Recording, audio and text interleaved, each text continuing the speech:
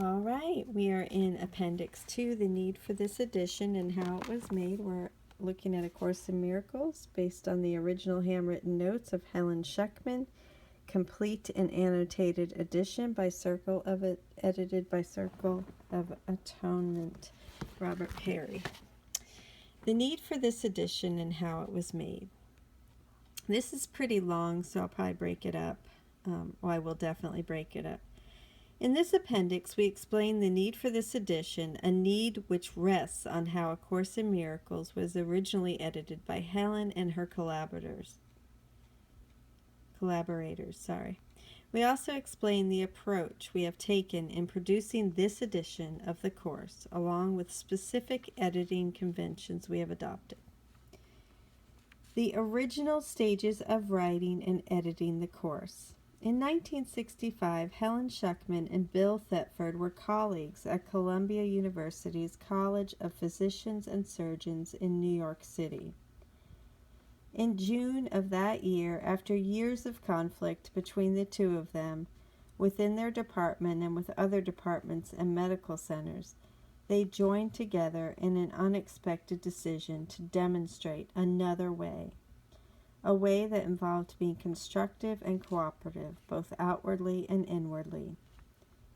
This joining sparked in Helen a series of inner visions and paranormal experiences which culminated in October of that year, in her hearing an inner voice that said, "This is A Course in Miracles. Please take notes."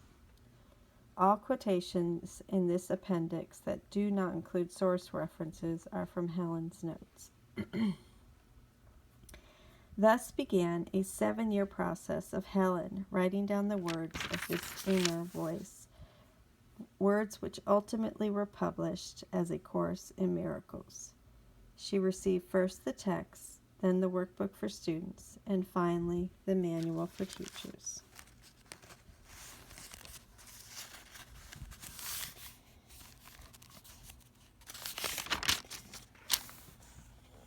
In between writing down those words and eventually publishing them, however, there was a long process of editing, which needs to be explained in order to understand the need for this present edition.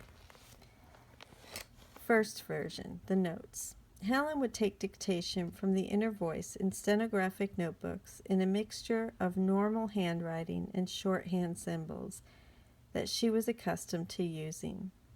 She was clearly making an enormous effort to faithfully record a voice that was not her own. In a later interview, she said, "I made every effort to keep it without me.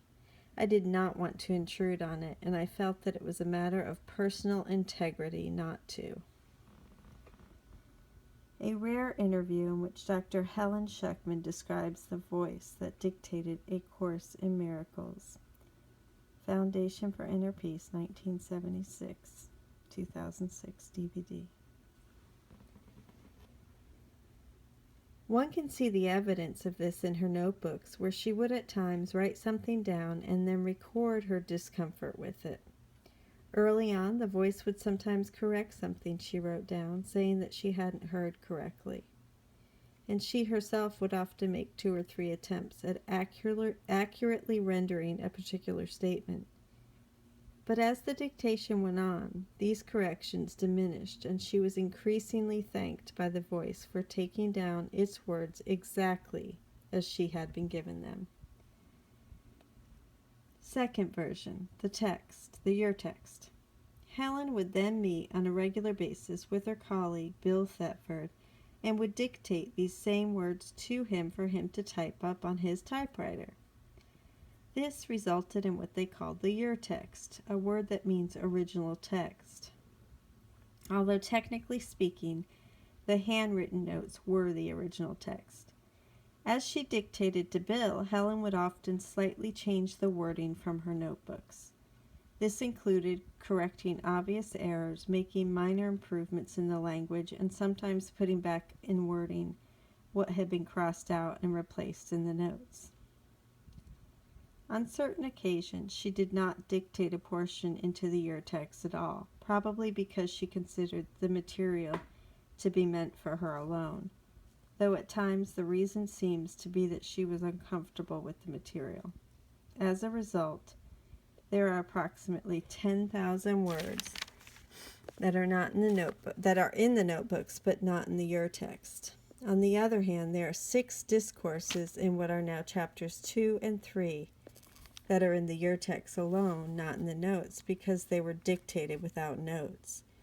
In other words, Helen would dictate these sections to Bill as she herself was hearing them internally, which means that for these sections, the urtext version is the original. Also, there is some handwritten editing in Helen's hand within the urtext itself. Overall, however, the urtext is a roughly faithful transcript of the handwritten notes. Third version, the second draft. Helen herself then undertook the sizable task of retyping the urtext. While doing this, according to her later collaborator Ken Wapnick, she edited it as she went along. This then effectively produced a new version, which Ken simply called simply the second draft. This edition has not been made available to the public. Fourth version, the Hugh Lynn Casey version, HLC. Helen and Bill then edited the second draft, producing what they called the Hugh Lynn version, named after Hugh Lynn Casey, son of famed psychic Edgar Casey. Hugh Lynn had been very supportive of Helen's scribing, and therefore she and Bill sent him a copy of the completed manuscript in 1972. It has become popularly known as the Hugh Lynn Casey, or HLC. The HLC was Helen and Bill's attempt to produce a readable version of the course. Indeed, their expectation was apparently that this would be the final version of the course, since, as we discussed below, the idea that more editing was needed came later from Ken Wapnick. In the HLC, chapter and section breaks and titles have been inserted in the text, in the notes, and the urtext. The text had many breaks, but these were not titled. Capitalization, punctuation, and paragraphing have been improved.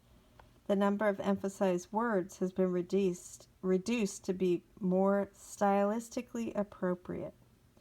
Most of the personal material has been removed, and all references to Helen and Bill have been removed, so that the manuscript is now addressed to the general reader. And I missed the number 3. Let me see if I can't find that.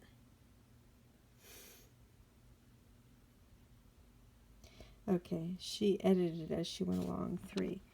Personal communication from Ken Wapnick, August 9th, 2004. That's where that came from.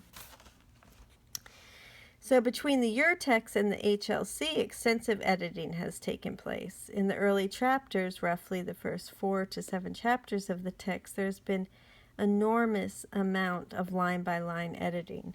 Also, about 1,000 words have been moved from their original location.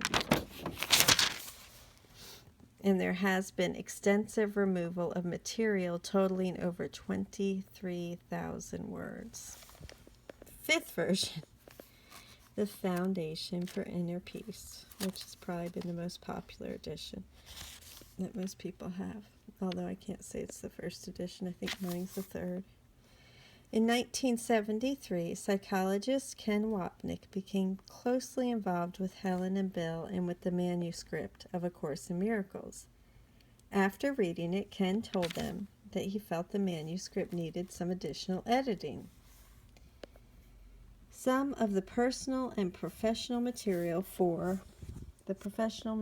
addressed the relationship between the course's teaching and psychology, which was Helen and Bill's profession.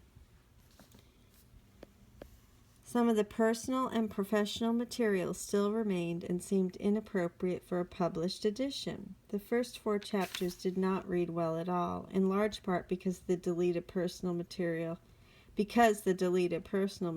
left gaps in the remaining text, and thus required minor word additions to smooth the transition.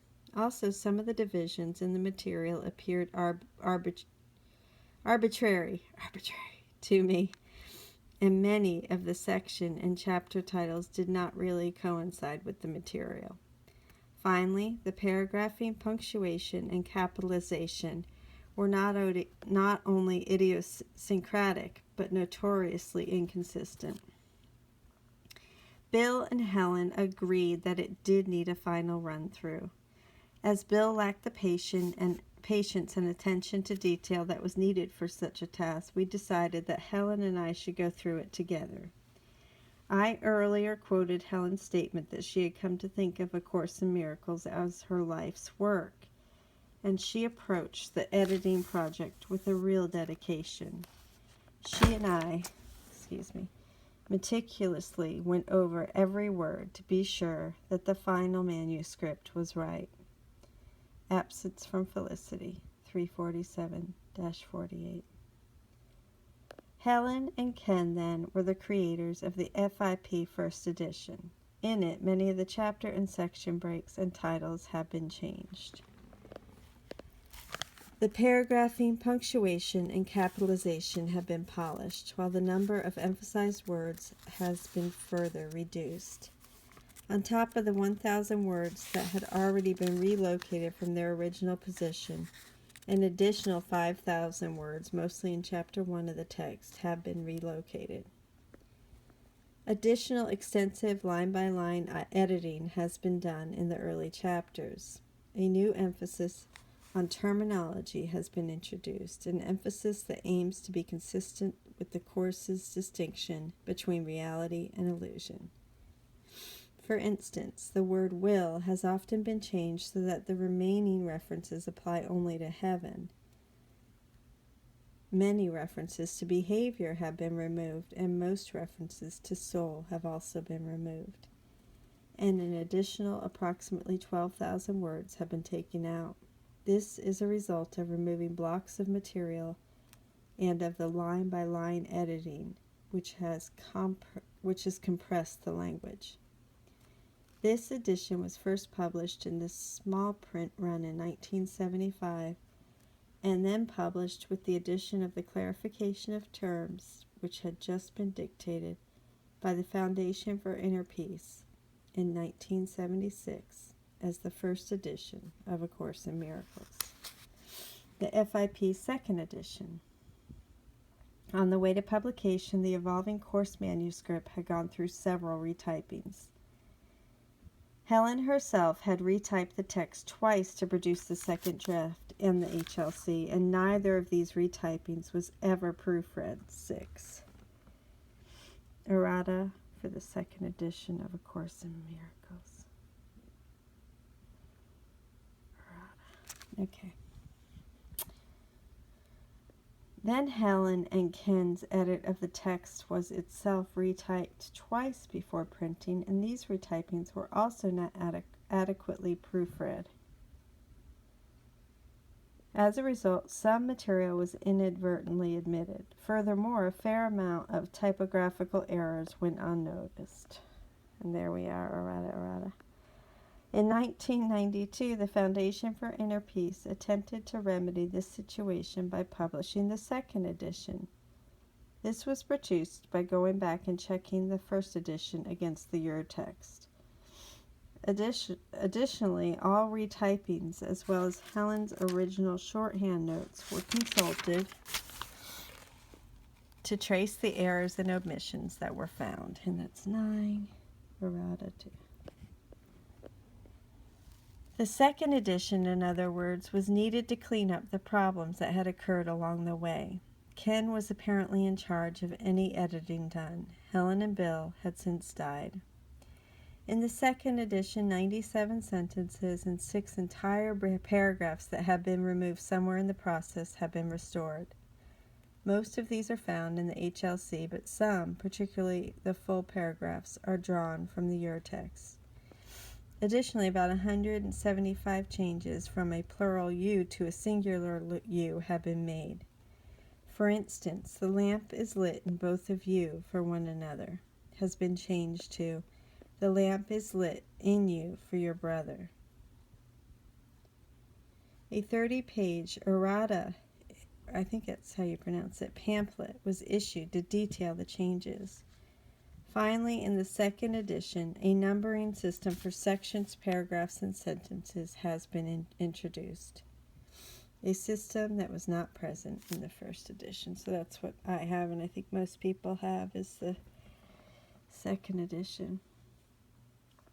There is, I don't have this one. There is a FIP third edition released in 2007. However, to our knowledge, the only difference between it and the second edition is that it includes the 2 supplements to A Course in Miracles that Helen received: Psychotherapy, Purpose, Process, and Practice, and the Song of Prayer, Forgiveness, Healing. I don't think I have that. I don't have it with me, obviously. But anyway, that doesn't matter. Okay, I'm going to pause now, and we'll start it with section 2 of the Appendix 2, the need for this edition and how it was made. Thank you. I love you.